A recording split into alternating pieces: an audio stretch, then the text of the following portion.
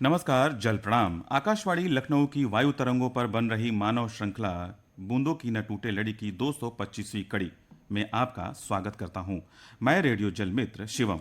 और मैं रेडियो जल मित्र ज्योति। जैसा कि आप जानते हैं कि इस कार्यक्रम में हम आपको रोज किसी जल योद्धा से मिलवाते हैं।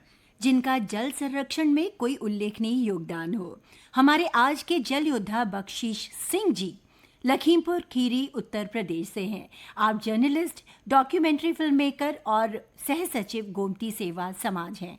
आज हम आपसे पेड़ लगाओ मेघा लाओ जल बरसाओ विषय पर बात करेंगे। आपका बहुत बहुत स्वागत है बख्शीश सिंह जी। जी देखिए, गोमती संरक्षण की यदि बात की जाए तो हम गोमती नदी के किनारे पेड़ लगा रहे हैं, जी, क्योंकि पेड़ जो हैं वो वाटर रिचार्जिंग का कार्य करते हैं, जिससे कि गोमती सदा निरा बनी रहे। जी जी सर, तो पेड़ लगाते हैं आप गोमती के संरक्षण के लिए, है ना? तो ये जो पेड़ आप लगा रहे हैं, ये जो ख़ास आपने नर्सरी बनाई है, उसके बारे में हमें थोड़ा आप डिटेल से बताइए। क्या उद्देश्य हैं, कैसे आपको ये विचार आया और आपकी क्या उपलब्धियां रही हैं इस नर्सरी को बनाने को लेकर? जी विशेष नर्सरी के रूप में हमने अपने घर पर ही खेत में यह नर्सरी बनाई है। जी इस नर्सरी में हमने भारतीय मूल के पेड़ जैसे बरगद, पीपल, गूलर, नीम, महुआ और कई फूलों के भी पौधे हमने उगाए हैं। और ये सारे पेड़ हम खुद बीजों से और कलम लगाकर तैयार करते हैं, जिसमें किसी भी प्रकार की सहायता नहीं किसी से लेते। ये नर्सरी केवल गोमती नदी को समर्पित है, किसी प्रकार के आर्थिक लाभ के लिए नहीं है, ताकि हमारी गोमती हमेशा कल कल बहती रहे। यही हमारा उद्देश्य है। जी जी। सर, पेड़ लगाओ मेघा लाओ जल बरसाओ अभियान से कैसे जुड़े और आम जन को कैसे जोड़ा? अब गोमती का स्वास्थ्य कैसा है और क्या परिवर्तन आया है?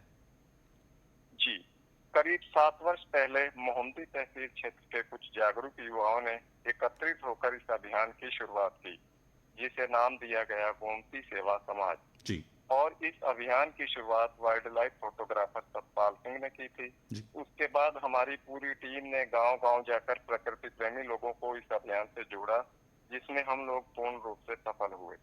जी, जी निश्चित रूप से उपलब्धियों की बात की जाए तो गोमती नदी के कई घाट जैसे पुरैना घाट, इमलिया घाट, जहां फूलों के पौधे व गूलर के पेड़ लगाए गए हैं, जो कि वो काफी बड़े हो चुके हैं। ऐसे ही अमरी देवी घाट पर भी कई फलों व फूलों के पेड़ उगाए गए हैं, जो अब काफी बड़े हो चुके हैं। मेरा यह मानना है कि पेड़ लगाकर केवल फोटो क्लिक करवा लेना कोई बड़ी बात नहीं है। हम जो भी पेड़ लगाते हैं उसकी पूर्ण जिम्मेदारी लेते हैं पालन पोषण की। जी। सर, बहुत ही अच्छा काम आप कर रहे हैं। आप हमें ये बताइए कि कुछ चेंज आया है, कुछ स्वास्थ्य बेहतर हुआ है गोमती माता का? जी गोमती के स्वास्थ्य की यदि बात की जाए तो इसे बहुत अच्छा नहीं कहा जा सकता। अतिक्रमण जैसी कई गंभीर समस्याएं हैं, जिसके चलते हमारी गोमती माँ बीमार हैं। लेकिन हमारा हर वह शख्स जो जल पीता है उसे यह निवेदन है कि गोमती की सेवा में बढ़ चढ़कर हिस्सा लें। पेड़ लगाओ, मेघा लाओ, जल बरसाओ और गोमती को सदा निरा बनाओ। यही हमारा उद्देश्य।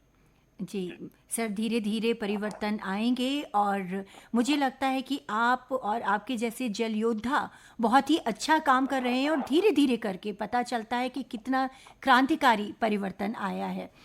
बहुत बहुत शुक्रिया, आपने हमें अपना कीमती वक्त दिया। श्रोता, ये थे हमारे आज के जल योद्धा बख्शीश सिंह जी। सर, आपने अपने अनुभव साझा किए, आपका हृदय से आभार। श्रोताओं, आपको यह कार्यक्रम कैसा लगा हमें इस मेल आईडी पर सूचित करें। हमारी मेल आईडी है bkntl100@gmail.com। इस मेल आईडी पर प्राप्त कुछ मेल हम पढ़ेंगे, लेकिन म्यूजिकल ब्रेक के उस पार। लेकिन फिलहाल मैं रेडियो जलमित्र शिवम और मैं रेडियो जलमित्र ज्योति बीकेएनटीएल की इस ह्यूमन चेन से आपसे विदा लेते हैं। कल मिलते हैं एक नए जल योद्धा के साथ। हमारा जल प्रणाम। नमस्कार। सुनते रहिए 100.7 FM, क्योंकि जहां हैं आप वही हम। और ऐसे भी शिवम, मुझे ये लगता है ना कि ये जो जल योद्धा काम कर रहे हैं उनका सफ़र बिल्कुल आसान नहीं है, लेकिन यूं ही छोटे छोटे कदमों से बड़े बड़े रास्ते तय हो जाते हैं। यूं ही छोटे छोटे स्टेप लेकर के बड़ी बड़ी मंजिलों तक पहुंचा जाता है। सो ऑल द बेस्ट उन सारे जल योद्धाओं को जो अपने अपने लेवल पर चेंजेस लाने की कोशिश कर रहे हैं। बिल्कुल।